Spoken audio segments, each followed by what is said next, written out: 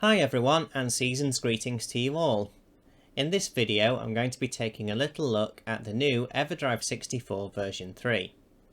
This cartridge is available now, and we got ours from those lovely folks over at retrotowers.co.uk. Here it is. As you can see, you need to pick your N64's region, so that was Japanese in my case. And you can also buy it with an SD card if you want to, but I chose to get one myself. And when the cartridge comes, it just comes as a bare cartridge, and what you're going to need to do is set up your SD card. So if I just flick over to my file explorer here, you can see I've already set up an SD card ready for use with the unit. So you can see I've got these folders here, and as you might expect, these have got my ROMs in them. Totally own all those games, obviously.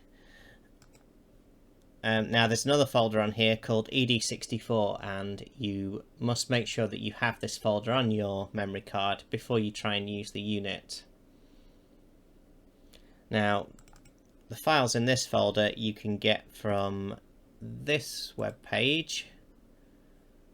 So basically just grab the latest version, and once it's downloaded, click on it here to open it, and then just copy this folder to the root of your SD card, like so, and then you're basically ready to rock and roll. Now there's one extra file in this folder that I did add myself, and that's this save.db text file here. So I'll just open that for you. And what this does is tells the cartridge the different types of save games that these games use. Now usually the cartridge can auto detect this, but there's a few exceptions where it can't. So I actually created this file based on information that users on the Everdrive forums told me. So it means all these games now can automatically save, and you don't have to play with the save game type yourself on the cartridge. Everything's just automatic, so that's pretty cool. Also, going back up, I've got a folder here called wallpaper. If you put 640 by 480 bitmap images into here, then you can use those as wallpaper with your Everdrive.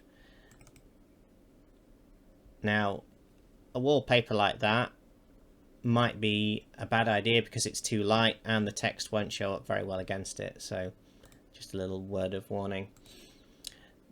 Anyway, the memory card's all prepared now, so what I'm going to do is switch over to the capture card and we'll see this thing in action, so be right back.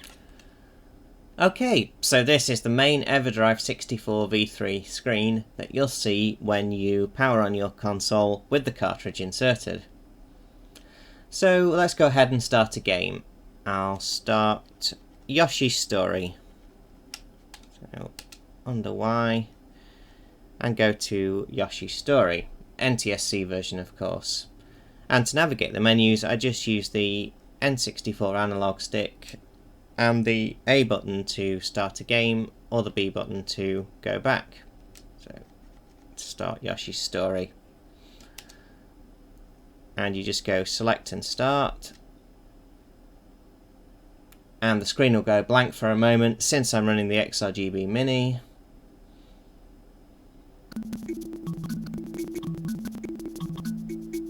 And there we go, the game's started. As you can see, the loading times are really fast. I'm just going to go to the main menu, and I'm going to just start story mode just to show you. So, story mode. And the first course. There we go.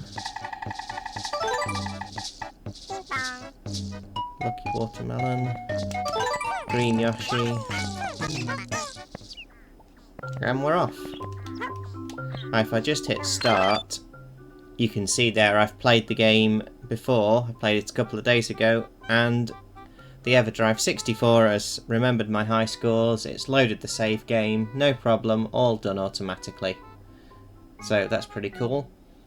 Let's reset back to the main menu now, which I do by just hitting the reset button on the console. And in a moment that will take us back. Okay, there we go. And you probably noticed I set the wallpaper to this Kirby themed one. I'll just show you that feature now. If I go into this folder here, I've got some wallpaper images. And I just select one, press A, select set wallpaper, and there we go, it's set to a new wallpaper. You can use any 640 by 480 bitmap image for this, so you could create your own or obviously download one. And yeah, that's pretty neat. So to access advanced options on the cartridge, you press the Z button. That's the button on the underside of the N64 controller. And I'm not going to go into all of these, but there's a couple of neat advanced features here, such as a controller pack manager for the N64 memory card things. Now unfortunately both my controller packs seem to be faulty, so I can't test this. Then there's the option to use GameShark cheats, so you can dig those out of your old Nintendo magazines or look them up online. And of course for the version 3 Everdrive 64, there's the real-time clock. Now that's only really useful for Animal Forest as far as I'm aware, but still it's nice to have it in there. If you like Animal Crossing, you can go and see how the series started. So with the real-time clock and everything, it's pretty much every N64 game that's supported. Even 64 megabit ROMs like Pokemon Stadium 2.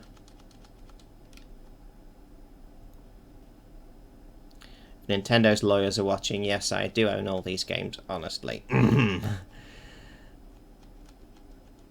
Pokemon Stadium 2. Select and start. A little bit longer to load this time, but hardly anything significant. And there you go, Pokemon Stadium 2. And that's it. The Everdrive 64 V3, a very impressive little bit of kit, and it's available now from retrotowers.co.uk, so go check it out. Treat yourself to a new flash cartridge for the new year, or upgrade your existing one. I'm not sure it's a great upgrade to the V2, but if you don't have one already, you might as well go V3, because it is definitely the best, and it's probably not going to get any better than this, to be fair. So Everdrive 64 V3, get it from retrotowers.co.uk now.